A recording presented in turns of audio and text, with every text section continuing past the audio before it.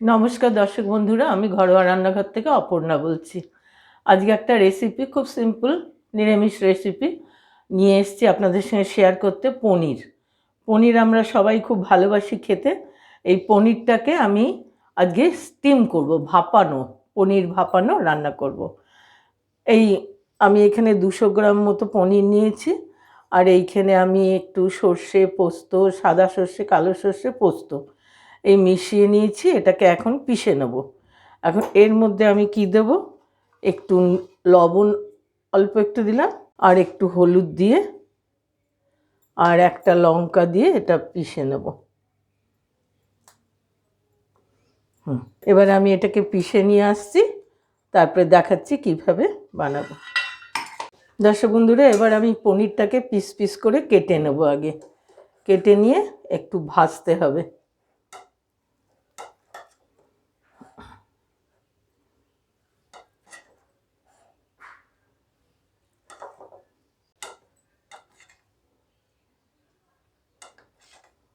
কাটাটা যেমন যার ইচ্ছে শেপটা নিজেরা দেবেন, নিজেদের মাপ হিসেবে বুঝে। কেউ বড়ও কাটে, কেউ ছোট। আমি মোটামুটি একটা মাপ নিয়ে কাটলাম। এবার আমি এগুলোকে ভেজে নেব। আমি মাপ করে তেল দিয়ে দিয়েছি, তেলটা গরম হোক তারপরে ভাজবো। আমি টেস্ট করলাম, তেলটা গরম হয়ে গেছে। এবার আমি একটু একটু করে দিয়ে দিলাম। হালকা লাল করে ভাজবো, বেশি ডিপ করব না। ডিপ ফ্রাই করলে হবে কি, এটা হার্ড হয়ে যাবে। হালকাভাবে একটু ভেজে নিই।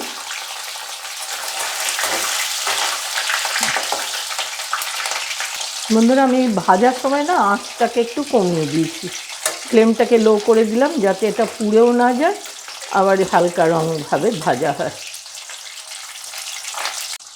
এর থেকে বেশি আমি ভাজবো না, এবার তুলে নিচ্ছি।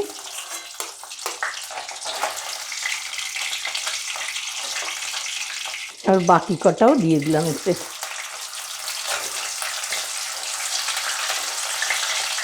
আমার পনিরগুলো সব ভাজা হয়ে গেল, এবার তুলে নিচ্ছি। একটু লেগে ধরে, ছানা পনির বড়া সব বানাতে গেলে একটু কড়াইতে লেগে ধরে। বন্ধুরা, এইভাবে সব কটা ভেজে নিলাম। এবার আমি নেক্সট স্টেপ দেখাচ্ছি। কড়াই নামিয়ে দেবো, এবার ভাপানোর পালা। এবার আমি কড়াইতে জল দিয়ে দিলাম, আর একটা স্ট্যান্ড বসিয়ে দিচ্ছি। জলটা গরম হবে, ততক্ষণ আমি পনিরটা মশলা মাখাই।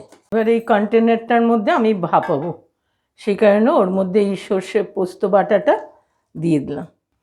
কন্টেনারটা দিয়ে খুব অল্প জল দেবো, বেশি জল দিলে এই ইয়েটা পাতলা হয়ে যাবে।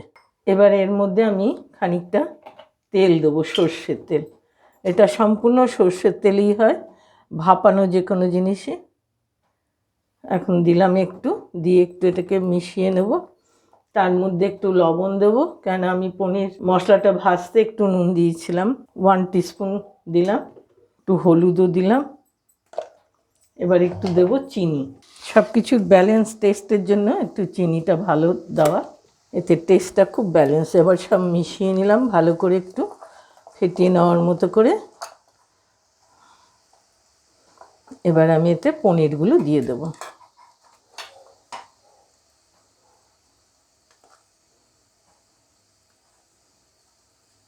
আমার ভাপানোর মশলাটা এর মধ্যে মাখানো হয়ে গেছে, পনিরগুলো এইভাবে সাজিয়ে দিয়েছি, একটু ওই মশলাটা ওপরে দিয়েছি। এবার 2টো কাঁচা লঙ্কা এর মধ্যে দিলাম, একটা আমি পিষে দিয়েছি মশলার সঙ্গে।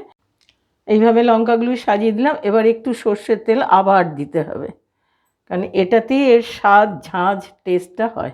আমি 2 টিস্পুন দিয়ে দিলাম। এবার আমি আটকে দিলাম বাটিটা। জলটা গরম হয়ে গেছে, এবার বসিয়ে দিলাম। এটা 20 মিনিটের জন্য স্টিম হবে। প্রথমে একটু আঁচ বাড়িয়ে দিলাম, তারপরে আঁচটা কমিয়ে দেবো একটু পরে। দর্শক বন্ধুরা, আমার এটা হয়ে গেছে পনির ভাপানো। আমি একটু ঠান্ডা করে নিয়ে তারপরে বাটিটা খুলছি, না তো হাতে লাগবে। এই হচ্ছে পনির ভাপানো। এটা এতই সুন্দর সুস্বাদু খেতে যে এটার সঙ্গে আর কোনো আইটেম লাগে না। কারুর যদি একটু মনে হয়, 1 সেকেন্ড আমি একটু দেখাচ্ছি। নামানোর পরে একটু গরম অবস্থাতে আরেকটু 1 টিস্পুন, আমি 1 টিস্পুন দিয়েছি মশলাটা বাটতে, এটা বসানো মাখিটাকেই বসাতে 1 টিস্পুন, আর এখন নামিয়ে একটু দিলাম, এতে টেস্টটা আরও বাড়ে, ঝাঁঝটা হয়। এই সব মিলিয়ে 3 টিস্পুন মাস্টার্ড অয়েল লাগলো। বন্ধুরা, এটা ভালো লাগলে রেসিপিটা লাইক করবেন, অনেকের সঙ্গে শেয়ার করবেন। নতুন বন্ধুরা লাইক করে সাবস্ক্রাইব করে বেল আইকনটা টিপতে ভুলবেন না। ভালো খাবার খাবেন, ভালো থাকবেন। আজকের মতো রাখছি।